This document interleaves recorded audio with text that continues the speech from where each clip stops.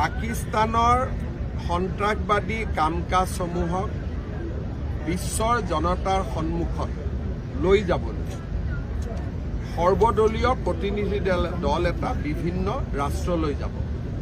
ৰাহুল গান্ধীয়ে যিহেতু কংগ্ৰেছৰ পৰাও 4জন যাব, সেই 4জনৰ ডেলিগেশ্যনত তেওঁ অসমৰ এজন সংসদৰ নামো অন্তৰ্ভুক্ত কৰিছে।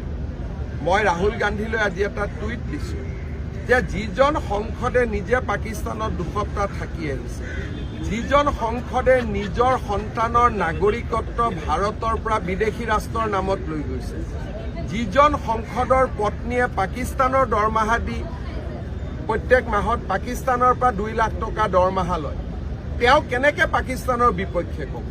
বৰঞ্চ ডেলিগেশ্যনত যিখিনি ঘটনা হ'ব, আলোচনা হ'ব, সেইখিনি খবৰহে তেওঁ আন শত্ৰু ৰাষ্ট্ৰক দি দিব।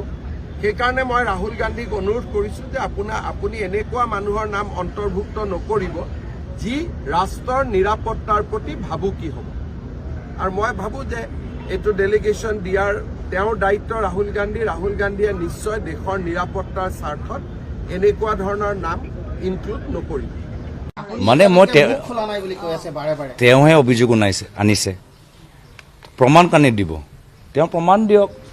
মইতো ছেপ্টেম্বৰলৈকে কিয় ৰ'বলৈ আছে? তেওঁতো মাজে মাজে কৈ আছে যিখিনি পাইছে, তেওঁ নিশ্চয় কিছু তথ্য আধাৰত নিজৰ কথাবোৰ কৈ আছে, সেইখিনিয়ে দি দিয়ক।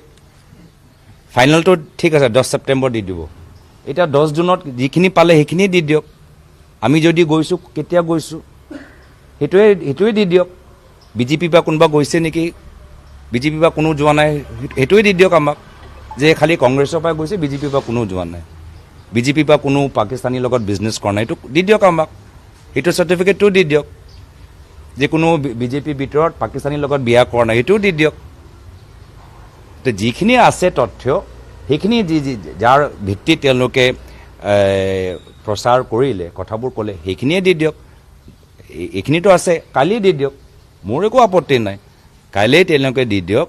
আমি গৈছোঁ তেতিয়া কেতিয়া গ'লোঁ, আমি বিজেপিৰ পৰা কোনো যোৱা নাই, বিজেপিৰ পৰা কোনো পাকিস্তানীৰ লগত বিজনেছ কৰা নাই, বা এতিয়াও বিজনেছ কৰিছে নে নাই কৰা, বিজেপিৰ পৰা কোনো পাকিস্তানীৰ লগত মানে বিবাহৰ দৰে কোনো নেতা তাত বিজেপি নেতাই পাকিস্তানী নাগৰিকৰ লগত একেলগে নাথাকে, আমাক কৈ দিয়ক, আমিও জানিবলৈ বিচাৰোঁ। মোৰ মতে তেওঁ নিজৰ দলটোকে চিনি নাপায়, আৰু পিছত সেইকাৰণে তেওঁ 10 ছেপ্টেম্বৰলৈকে মানে ঠেলি আছে।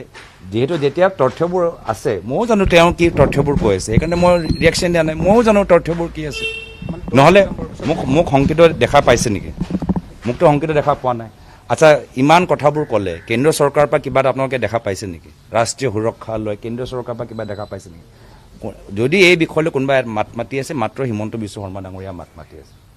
আৰু তেওঁলোকে সেইকাৰণে ঠেলি আছে, যেতিয়া তেওঁ জানে, ময়ো জানো কি তেওঁ কোনকেইটা বিষয় লৈ মাত মাতি আছে, সেইখিনি যেতিয়া কথাবোৰ ৰাইজৰ আগত আহিব, ৰাইজে তেওঁৰ ওপৰত হাঁহিব। তেওঁৰ সন্তানবোৰ ভালদৰে থাকক।